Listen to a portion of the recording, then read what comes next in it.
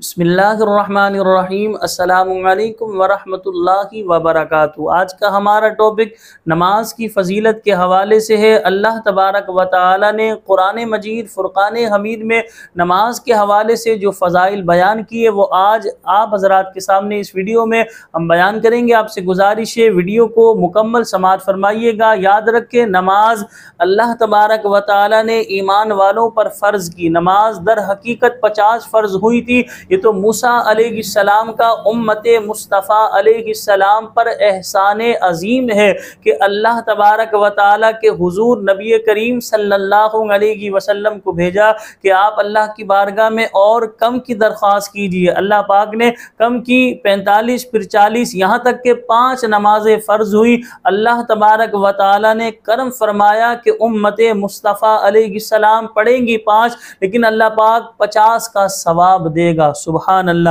تو یاد رکھیں مسلمانوں پر نماز فرض ہے۔ ہم سب کو چاہیے نماز کی پابندی کریں۔ قرآن مجید فرقان حمید میں اللہ تبارک و تعالی نے جگہ جگہ نماز کی اہمیت کو بیان کیا، نماز کی فضیلت کو بیان کیا۔ تو آج قرآن کی چند آیات ہم آپ حضرات کے سامنے بیان کرتے ہیں۔ سب سے پہلے قرآن مجید فرقان حمید کی ایک آیت مبارکہ، یہ 18واں سپارہ سورہ مومنون ہے۔ اللہ پاک ارشاد فرماتا ہے والذین هم علی صلواتهم یحافظون اولئک هم الوارثون الذین یرثون الفردوس هم فیہا خالدون۔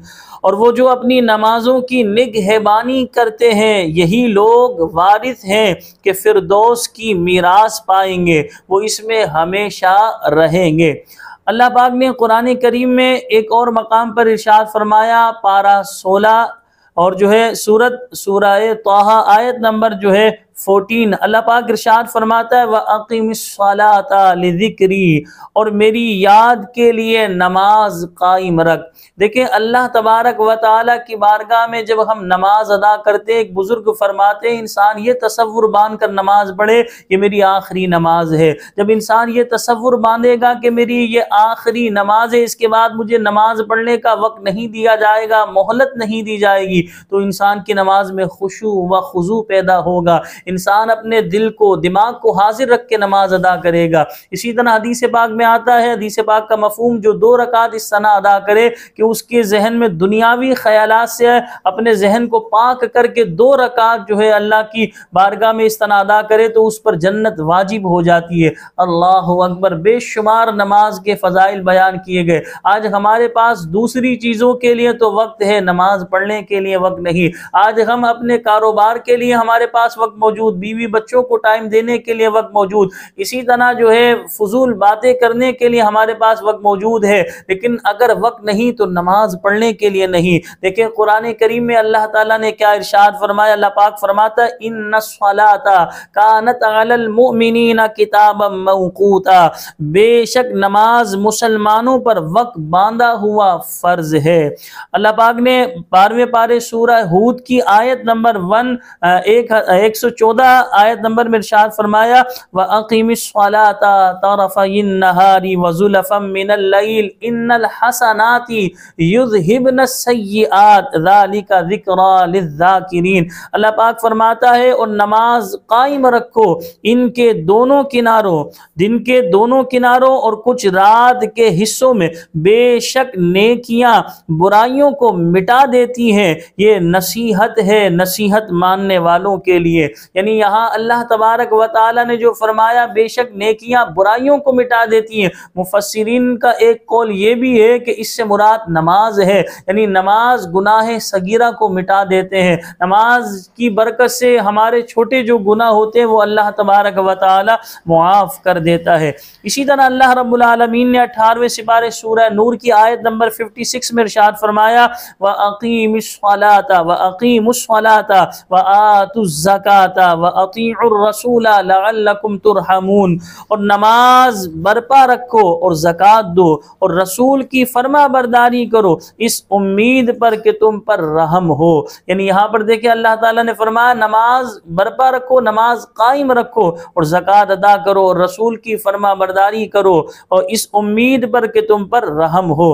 اسی طرح اللہ تبارک و تعالی نے جو ہے 21ویں سپارے سورہ عنکبوت میں ارشاد فرمایا ان الصلاۃ تنہی عن الفحشاء والمنکر، یہ بہت مشہور آیت ہے کہ بے شک نماز منع کرتی ہے بے حیائی اور بری باتوں سے، یعنی نماز پڑھنے کی برکت سے انسان بری باتوں سے، فحش باتوں سے، غلط باتوں سے انسان بچ جاتا ہے۔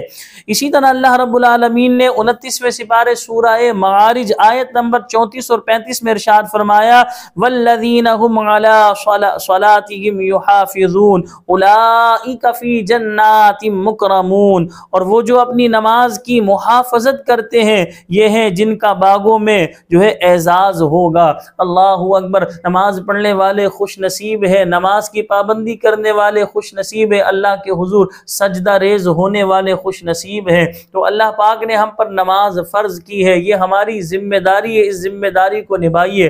بعض لوگ کیا کرتے ہیں، وہ 5 نمازیں ادا نہیں کرتے، سال میں کچھ راتیں آتی ہیں بڑی، ان میں جو ہے نوافل کی کثرت کر کے سمجھتے ہیں کہ ہم نے بہت بڑا کارنامہ کیا، تو یہ ہمارا درست طریقہ نہیں، صحیح طریقہ یہ پورے سال ہم پر نماز فرض ہے، نماز کی پابندی کریں۔ لیکن یہ سال میں یہ جو ہم پر نماز فرض ہے فرائض بھی ادا کریں، اس کے بعد جو بڑی راتیں آتی ہیں اس میں نوافل کی کثرت کی جاتی ہے، وہ آپ نوافل کی کثرت بھی کیجئے، دیکھیں فرائض ادا کریں گے اس کے بعد نوافل پڑھیں گے تو آپ کو ثواب ملے گا، آپ کے وہ نوافل مقبول ہوں گے۔ لیکن آپ فرائض ادا نہیں کریں گے، نوافل پڑھتے رہیں گے تو آپ کے نوافل کہاں سے مقبول ہوں گے؟ اس کو یوں سمجھیے کہ ایک شخص ڈیوٹی ٹائمنگ پر تو نہیں آتا لیکن آور ٹائمنگ پر آ کر جو ہے پوری سیلری کا مطالبہ کرتا ہے، تو مالک کبھی بھی پوری سیلری اس کو نہیں دے گا، تو لہذا اور اس سے ناراض بھی ہوگا کہ اپنی ڈیوٹی تو یہ ادا کرتا نہیں، صرف اوور ٹائم لگا کر جو ہے اپنی پوری سیلری کا مطالبہ کر رہا ہے۔ تو ہم سب کو چاہیے جو اللہ پاک نے ہم پر فرض کیا ہے